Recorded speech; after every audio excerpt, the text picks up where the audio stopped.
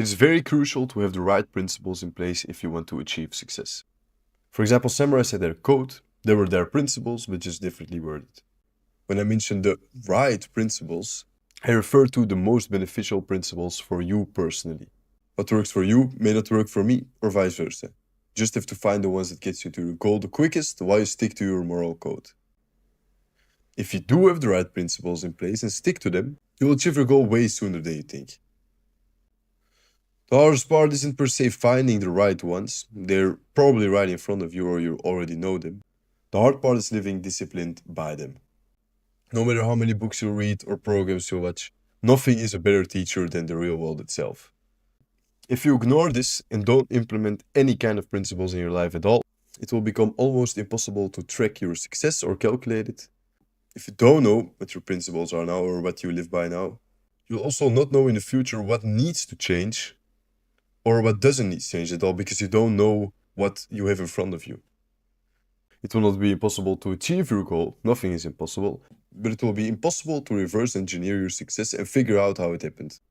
Having the wrong principles is better than having none. In the beginning then. Because you will probably set up some wrong ones in your mind, and it's totally okay. The hard part about this is acknowledging they're wrong, and then without hesitation you change them immediately.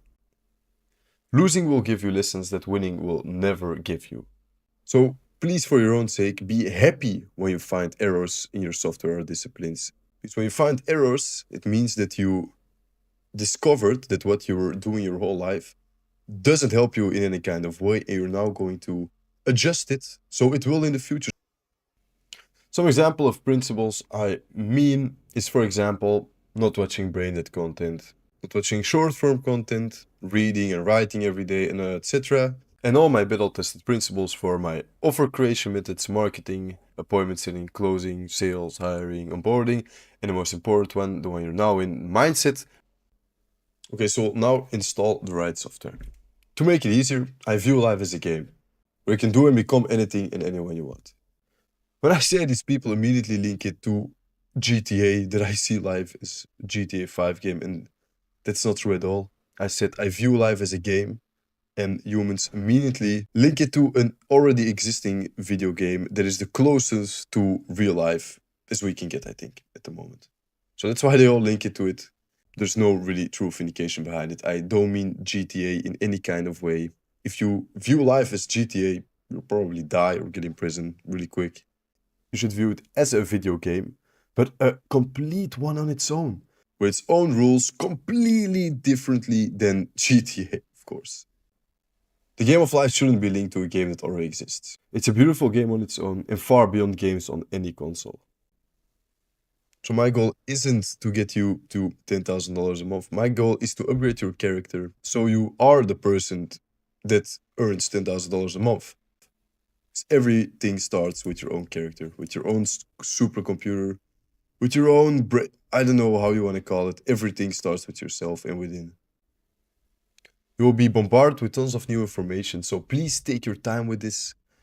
Also, push yourself and don't go too slow, but this has to stick. So if you're feeling overwhelmed after a couple of hours, just take a break for the day and go further tomorrow. One of the main things I will teach you throughout this module is that the game of life is about finding the right balance for you personally. What I mean with right balance is not the right, but the most beneficial balance that gets you to your goal the quickest. And this time over the long term, not the short term. Your pace is completely different in a marathon than a sprint. You have to adapt to this as well. So, like you can see, life is a scale, a gray scale. It doesn't exist out of yes or no, it's a sliding scale. And you should treat it this way. You shouldn't think, oh, should I work today? Yes or no. Or should I train today? Yes or no. You should think on a sliding scale. Ask every day, how much will I do of X today? Even if there's a day once a week where you put the marker on 0, you should implement the habit of thinking this way in general. Not thinking in forms of yes or no, but thinking in forms of how much. Today I will work 80%. This is a sprint job. It's not that much work. I can get it done in 2-3 days. I will work 80% a day. That's an example of a sprint task. It's not this program or the main business things in general. But for example, if you need to set up a funnel, you need to create some scripts, it really doesn't take that long. So you can that day work a little bit more, so you have it done. Then on the following day, you can do a little less. You did all the work that day before, so now you work only 20%. You do your outreach, your funnel is already launched, so you don't have to do a lot more today. If you still have some stamina left, you can put the meter 50%, 60%, 70% if you have a lot more work to do or something. It's totally up to you. But create the habit to think in this form. Instead of yes or no, think in the form of sliding scales.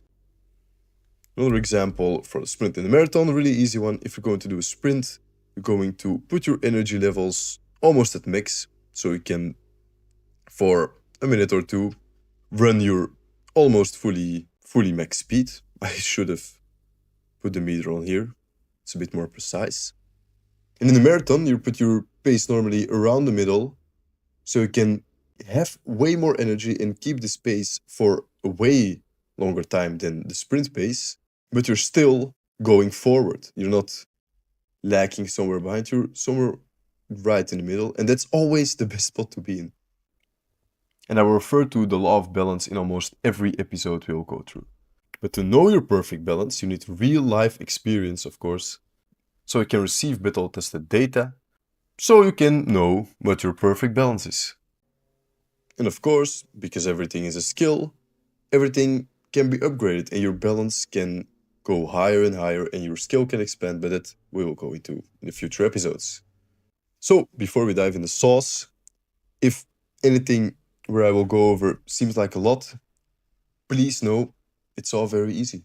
And it's maybe sounds very weird advice, but it's simply just how you view it. Please know it is hard and maybe difficult because you view it that way and not because it actually is. Nothing actually is. Everything is how you view it. We all have glasses on our brain we can't see, where we view the world with. And with this program, we will upgrade your sunglasses so you can see the things that all successful people see. Now you know the importance of having the right principles, and I gave you already one or two. Let's begin and dive into the real sauce.